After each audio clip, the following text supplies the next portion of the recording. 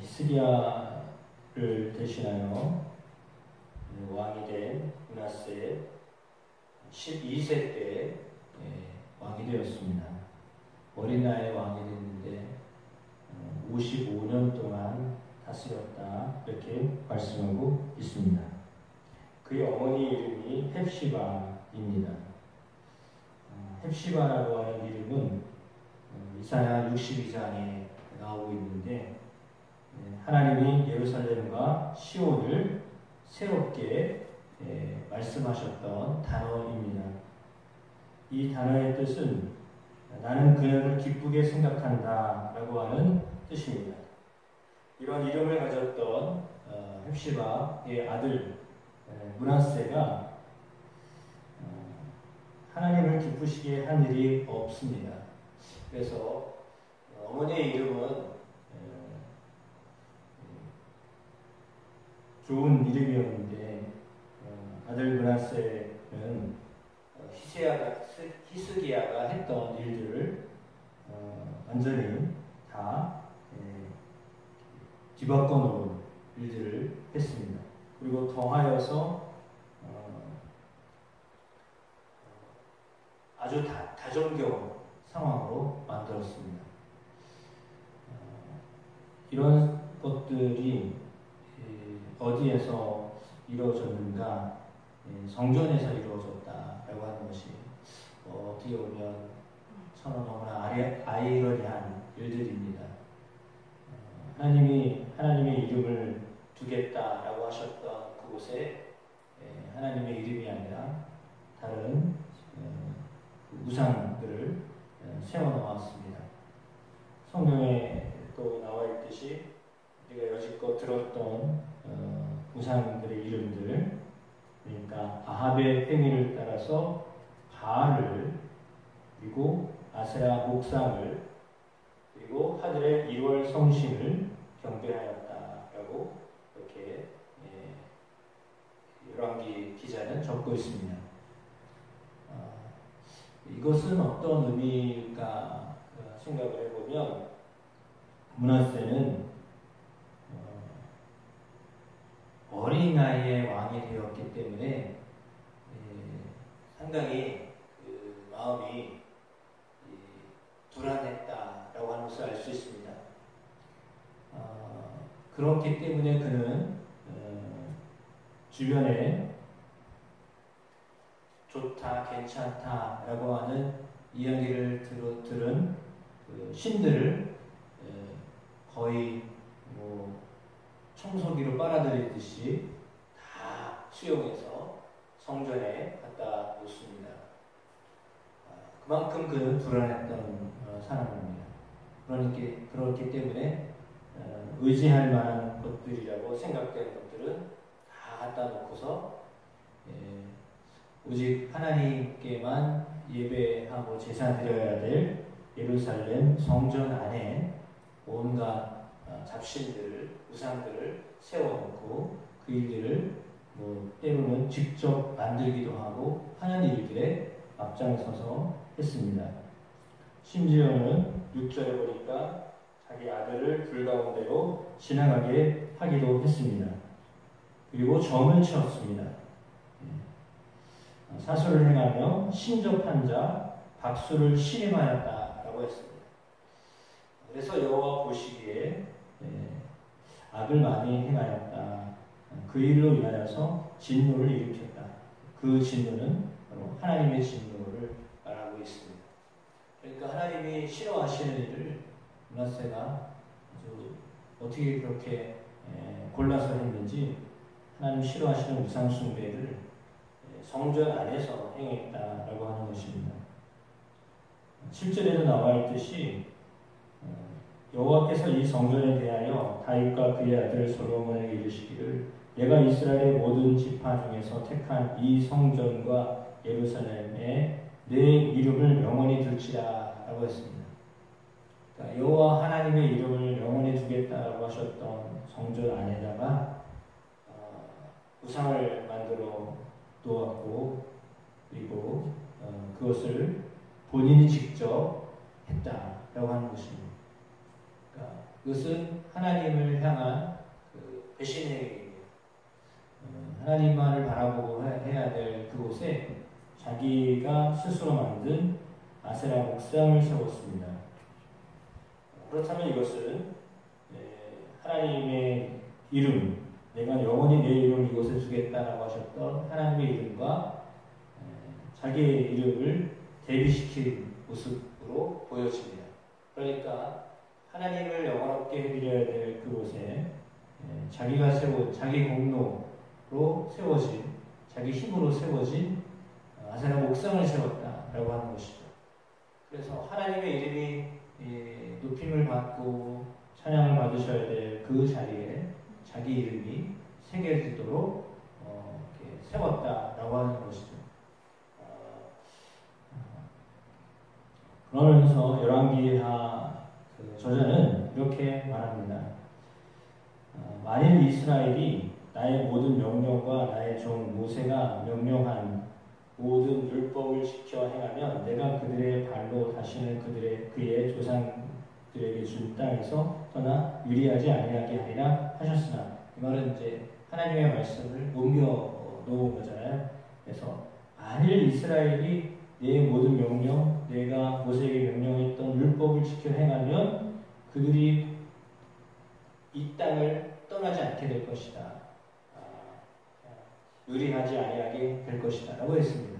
그러니까 하나님을 섬기고 하나님을 온전히 높여드리면 내 이름이 이곳에 있는 한 그들 또한 내가 부른 내 백성 이곳을 떠나지 않게 하겠다 라고 하는 것이 하나님이 주셨던 약속의 말씀이셨습니다. 그러나 그들이 하나님의 말씀을 듣지 아니하였습니다. 이 백성이 듣지 아니하였고 누구의 므낫세의 꾀임을 받았다. 그리고 악을 행하였다. 이렇게 말했습니다. 왕의 어떤 통치에 이스라엘 백성들이 다 그냥 순순히 따라서 악한 일을, 하나님 모시기 악한 일들을 했다라고 하는 것입니다. 그의 악은 여호와께서 이스라엘 자손 앞에서 멸하신 여러 민족보다 더 심하였다라고 했습니다. 이것은 어떤 의미냐면 민족들이 섬기는 신들이 있습니다. 고유한 신들이 있는데 그 고유한 신들은 사실은 민족은 그 민족이 섬기는 신을 믿어요. 그러면 자기 신이 있다는 거거든요. 민족마다 자기 신이 있다는 건데 지금 므낫세는 어떻게 했냐면 하나님이 어떻게 보면 자기 신이잖아요.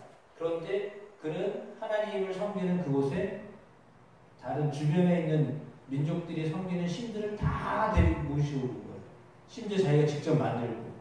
그러니까 다른 민족들은 자기 신만 섬겼는데 므낫세는 그 모든 신들을 다 그것도 성전에다가 세워놓고서 다 섬기고 그것도 모자라서 자기 아들을 신에게 바치는 일까지 하고, 그러니까 좋다고 하는 이야기를 다 한 거예요. 세상적으로 이렇게 하는 게 좋겠다, 저렇게 하는 게 좋겠다라고 하는 것은요, 다 받아들인 거예요. 그 세상의 관습들을 다 받아들인 겁니다.